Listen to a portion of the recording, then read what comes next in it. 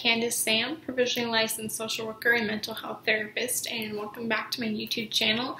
This is another one of my Disney and mental health. I just love it. It gets me excited. So today's topic is going to be what can we learn from Disney's Aladdin, specifically focusing on Aladdin himself.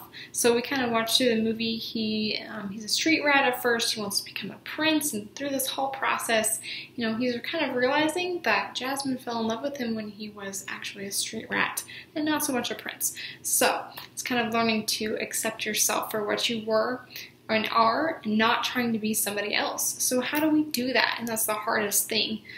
So first it's going to be understanding your strengths, your weaknesses, and your achievements. So find out what are the good things that you've done. I'm sure there's plenty, though sometimes that's the hardest question I always ask people, what are your strengths or what's your biggest achievement?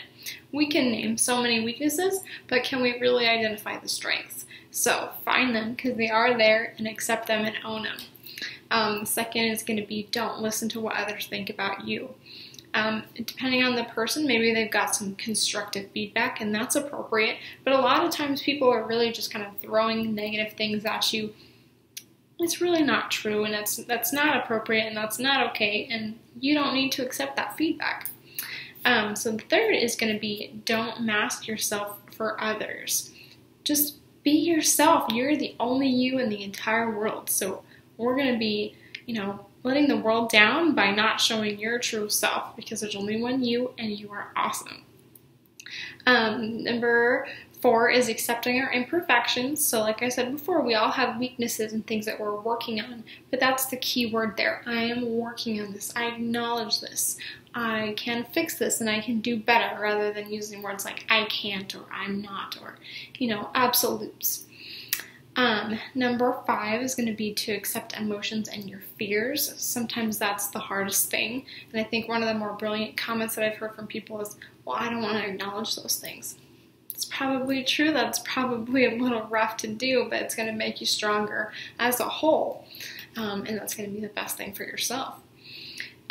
Don't dwell on what you can't control. And there's a lot of that. Our stresses are things that are thrown at us that we really didn't have any control over. But there's going to be elements that you can control and elements that you can use to help yourself manage some of these stressors.